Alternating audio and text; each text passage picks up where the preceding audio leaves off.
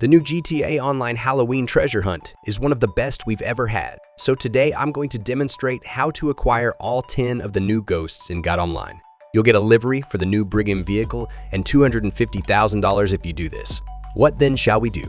To begin with, you must wait for an email from Ghosts Exposed. After playing GTA Online for a while, this should fall into place naturally. But if for some reason this email doesn't automatically appear, in the first ghost is first location. I actually had my inbox appear. Now let's break down the process in detail. There are 10 apparitions, but they appear at various times throughout the night. Each of them also only has a 1-hour window in which to spawn. In-game hours are only 2 minutes long because a day lasts for 48 minutes. You have only 2 minutes per in-game day to photograph each ghost before they disappear forever. Okay folks, meet the first specter. It appears between 8 and 9 p.m. server time in this shed way out here. It's possible to spawn at one of 2 locations. Take a picture of it with Snapmatic and send it to Ghosts Exposed. It can appear on either side of the shed up here at the top.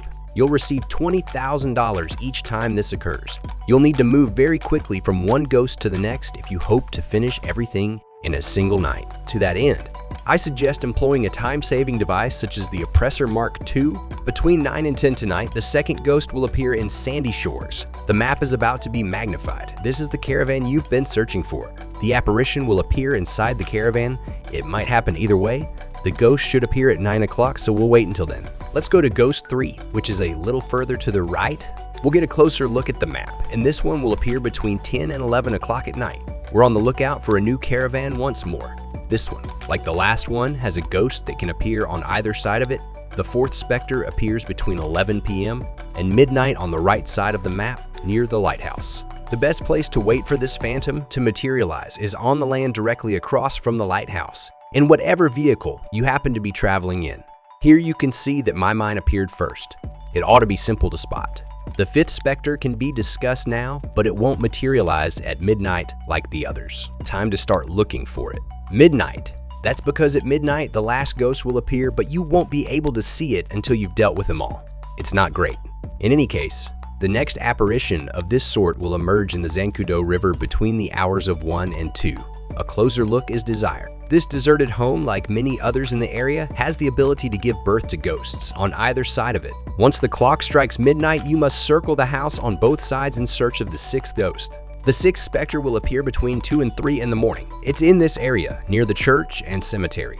It's possible for this one to spawn either within the cemetery proper or atop the church, so be sure to check it out. It only took me 15 seconds to figure out where mine was. You've got 2 minutes after the clock strikes midnight to find it after you did a complete circuit of the church. The seventh ghost we've encountered was on top of the church, where I had mine. In order to get to Paleto Bay in time for the next one, we'll have to return to Sandy Shores afterward, so you'll want to move quickly.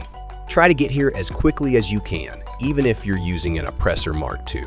It's in this abandoned house, and it spawns at 3 a.m. In this house, it can either spawn in the attic, where the wooden panels have been partially torn away, or in the backyard. As you can see, mine appeared behind them, and now we're dealing with ghost number 8. And now, it's time for us to return to the Tongva Valley. Thus, we have a moderate journey ahead of us. This one will spawn at 4 a.m., so plan accordingly. Now, I would stop by this little area, look at the waterfall, and then leave. My phantom appeared midway down the cascade, but it could appear anywhere. We expect this one to be straightforward.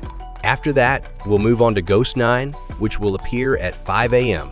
on the bridge directly above Fort Zancudo. There are 2 possible spawn locations. I was almost run over by the train at one of them. The first location is somewhat below where I am currently standing. Here, on either side of the bridge, are 2 tiny arches. Mine spawned on top of the bridge, but it could have appeared anywhere. Just snap a picture of it.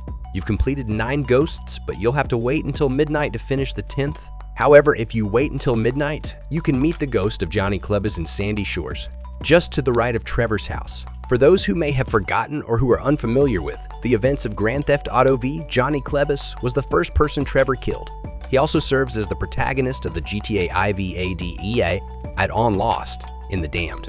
Many players were dissatisfied with his fate in GTA V's narrative, so this is a fitting way to say farewell to him. After you photograph him, you will receive an additional $50,000, bringing your total to $250,000. You will also receive the Ghost Exposed livery for your Brigham. I really hope this manual was useful to you. If you liked it, give it a thumbs up, subscribe for more content like this. And until next time, be careful, hydrate, and have fun.